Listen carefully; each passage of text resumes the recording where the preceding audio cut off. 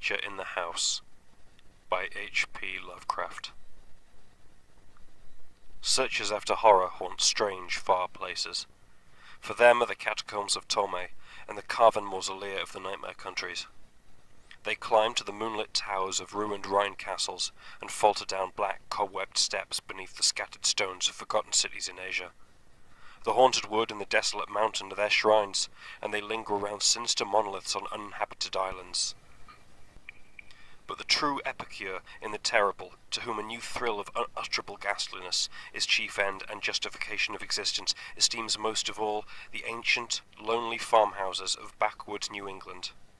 For there the dark elements of strength, solitude, grotesqueness, and ignorance combine to form the perfection of the hideous.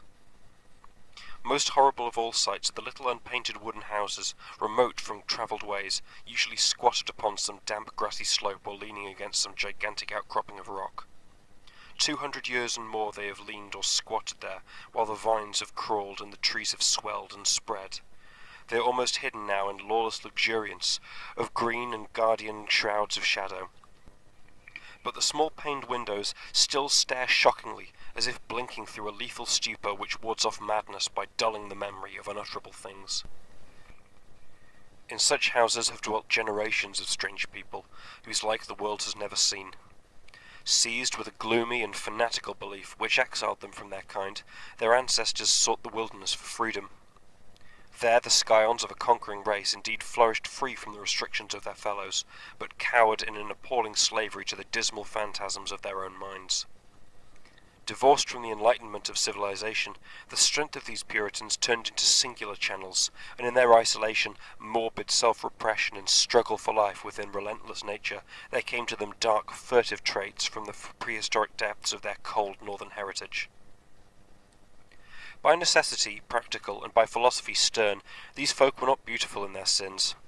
Erring as all mortals must, they were forced by their rigid code to seek concealment above all else, so that they came to use less and less taste in what they concealed.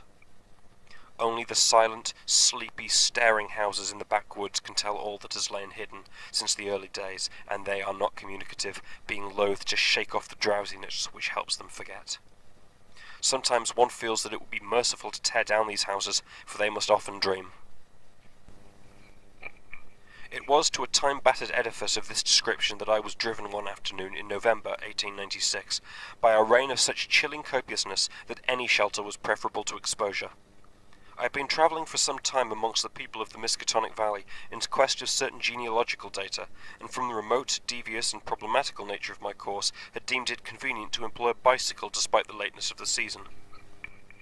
Now I found myself upon an apparently abandoned road, which I had chosen as the shortest cut to Arkham.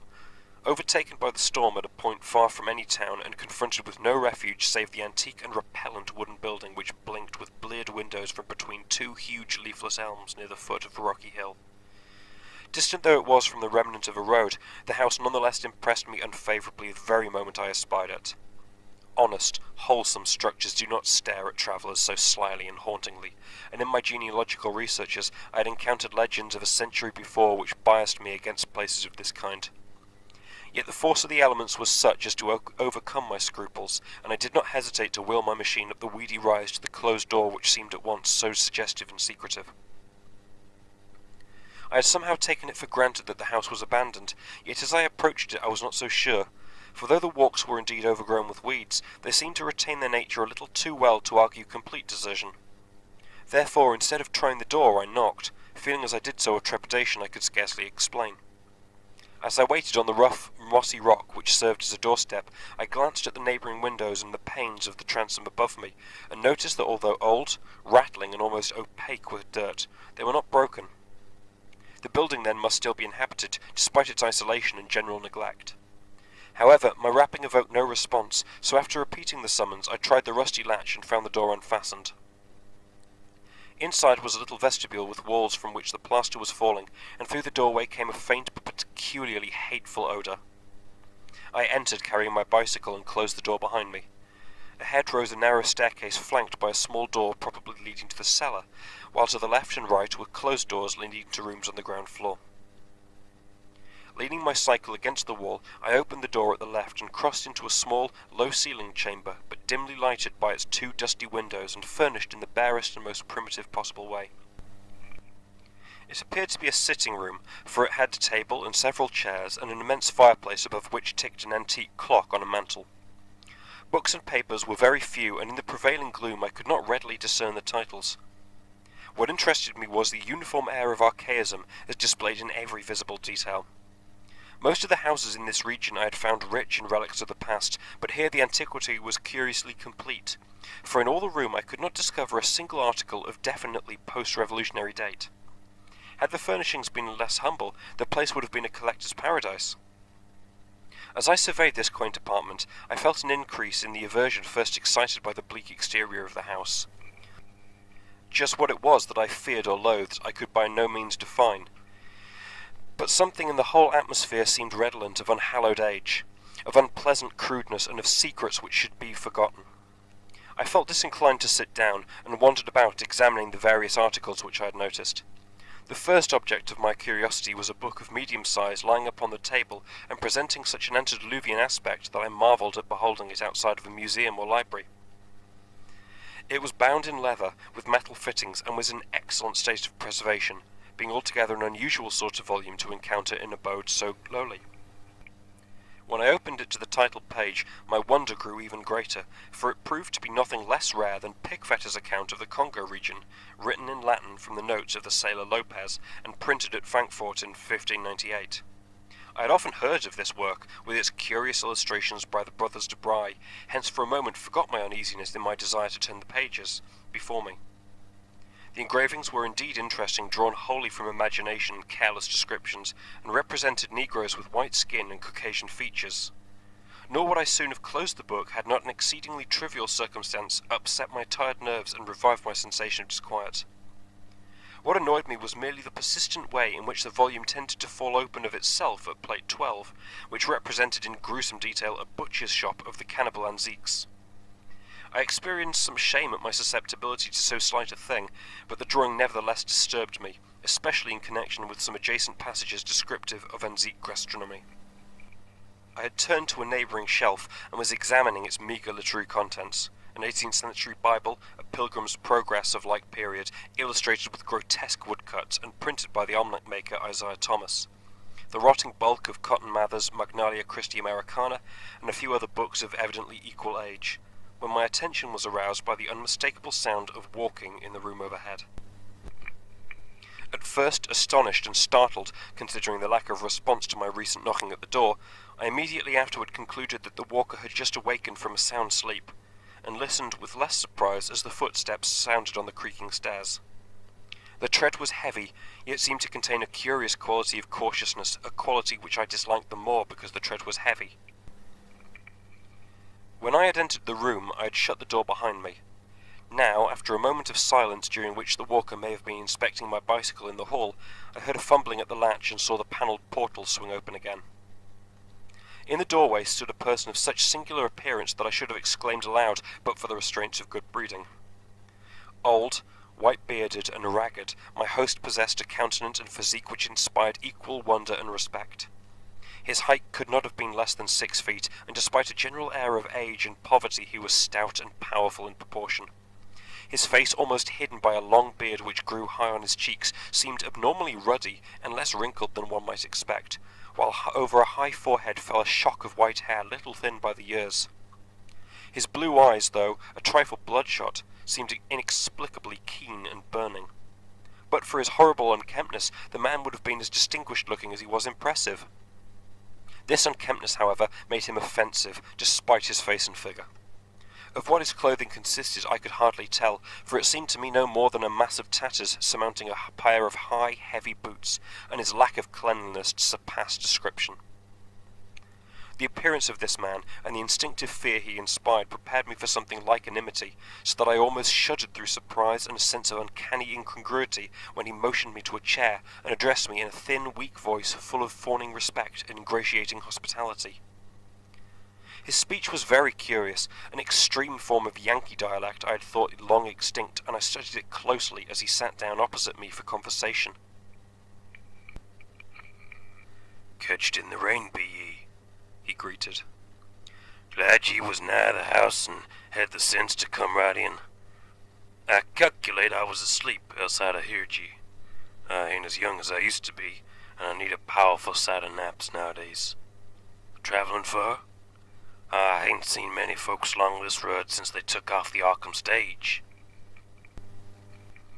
I replied that I was going to Arkham and apologized for my rude entry into his domicile, whereupon he continued. "Glad to see you, young sir. New faces is scarce around here, and I ain't got much to cheer me up these days. Guess you hail from Boston, don't ye? I never been there, but I can tell a town man when I see him. We had one for a district schoolmaster in '84, but he quit sudden, and no one ever heard of him since." Here the old man lapsed into a kind of chuckle and made no explanation when I questioned him. He seemed to be in an aboundingly good humour, yet to possess those eccentricities which one might guess from his grooming. For some time he rambled on with an almost feverish geniality, when it struck me to ask him how he came by so rare a book as Pigfetter's Regnum Congo. The effect of this volume had not left me, and I felt a certain hesitancy in speaking of it, but curiosity overmastered all the vague fears which had steadily accumulated since my first glimpse of the house. To my relief, the question did not seem an awkward one, for the old man answered freely and volubly. "Oh, that Afriky book? Captain Ebenezer Holt traded me that in '68, him as was killed in the war." Something about the name Ebenezer Holt caused me to look up sharply. I had encountered it in my genealogical work, but not in any record since the Revolution. I wondered if my host could help me in the task at which I was labouring, and resolved to ask him about it later on. He continued. "Ebenezer was on a silent merchantman for years, and picked up a sight of queer stuff in every port. He got this in London, I guess. He used to buy things at the shops. I was up to his house once on the hill trading horses when I see this book. I relished the pictures, and he gave me on a swap. 'Tis a queer book here. Let me get on my spectacles." The old man fumbled among his rags, producing a pair of dirty and amazingly antique glasses with small octagonal lenses and steel bows. Donning these, he reached for the volume on the table and turned the pages lovingly. "Ebenezer could read a little of this. 'Tis Latin, but I can't. I had 2 or 3 schoolmasters read me a bit, and Passon Clark, him they say got drowned in the pond. Can you make anything out in it?" I told him that I could, and translated for his benefit a paragraph near the beginning. If I erred, he was not scholar enough to correct me, for he seemed childishly pleased at my English version. His proximity was becoming rather obnoxious, yet I saw no way to escape without offending him. I was amused at the childish fondness of this ignorant old man for the pictures in a book he could not read, and wondered how much better he could read the few books in English which adorned the room. This revelation of simplicity removed much of the ill-defined apprehension I had felt, and I smiled as my host rambled on. "Queer how pictures can set a body thinking. Take this one here near the front. If you ever see trees like that with big leaves a-flopping over and down, and them men, them can't be niggers, they do beat all. Kinda like Injuns, I guess, even if they be Afriky. Some of these here critter looks like monkeys, or half monkeys and half men, but I never heard of nothing like this, and..." Here he pointed to a fabulous creature of the artist, which one might describe as a sort of dragon with the head of an alligator. "But now I'll show you the best one, over here nigh the middle." The old man's speech grew a trifle thicker, and his eyes assumed a brighter glow, but his fumbling hands, though seemingly clumsier than before, were entirely adequate to their mission. The book fell open, almost of its own accord, and as if from frequent consultation at this place, to the repellent 12th plate shewing a butcher's shop amongst the Anzique cannibals. My sense of restlessness returned, though I did not exhibit it. The especially bizarre thing was that the artist had made his Africans look like white men. The limbs and quarters hanging around the walls of the shop were ghastly, while the butcher with his axe was hideously incongruous, but my host seemed to relish the view as much as I disliked it. "What you think of this? Ain't seen the like hereabouts, eh? When I see this, I tell Deb Holt that's something to stir you up and make your blood tickle. When I read in scripture about slaying, like them midnights was slew, I kinda think things, but I ain't got no picture of it. Everybody can see all there is to it. I suppose 'tis sinful, But ain't we all born and living in sin? That fella been chopped up gives me a tickle every time I look at him. I have to keep looking at him. See where the butcher cut off his feet? There's his head on that bench with one arm side of it, and t'other arm on the ground side of the meat block. As the man mumbled on in his shocking ecstasy, the expression on his hairy, spectacled face became indescribable, but his voice sank rather than mounted. My own sensations can scarcely be recorded. All the terror I had dimly felt before rushed upon me actively and vividly, and I knew that I loathed the ancient and abhorrent creature so near me with an infinite intensity. His madness, or at least his partial perversion, seemed beyond dispute. He was almost whispering now, with a huskiness more terrible than a scream, and I trembled as I listened. As I said, 'tis queer how pictures set you thinking.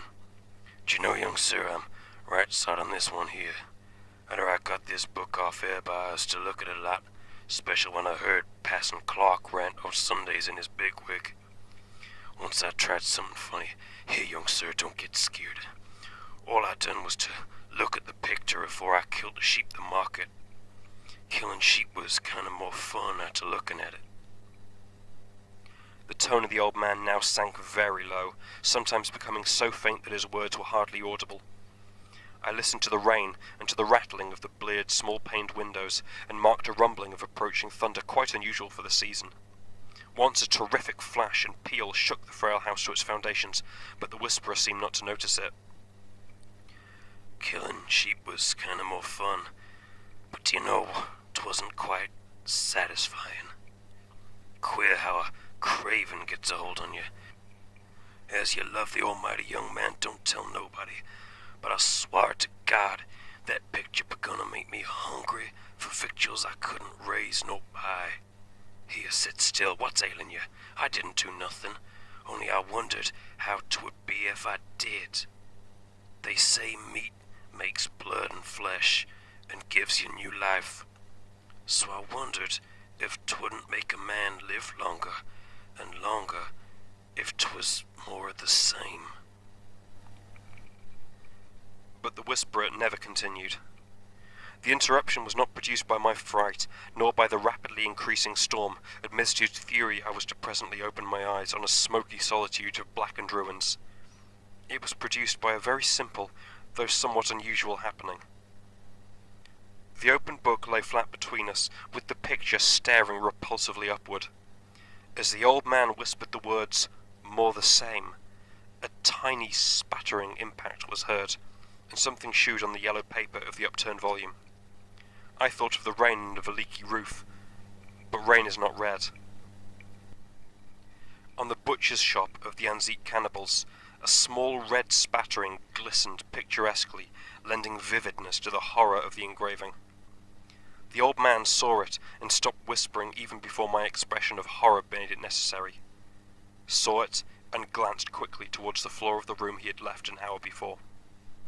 I followed his glance and beheld just above us on the loose plaster of the ancient ceiling a large irregular spot of wet crimson, which seemed to spread even as I viewed it. I did not shriek or move, but merely shut my eyes. A moment later came the titanic thunderbolt of thunderbolts, blasting that accursed house of unutterable secrets, and bringing the oblivion which alone saved my mind.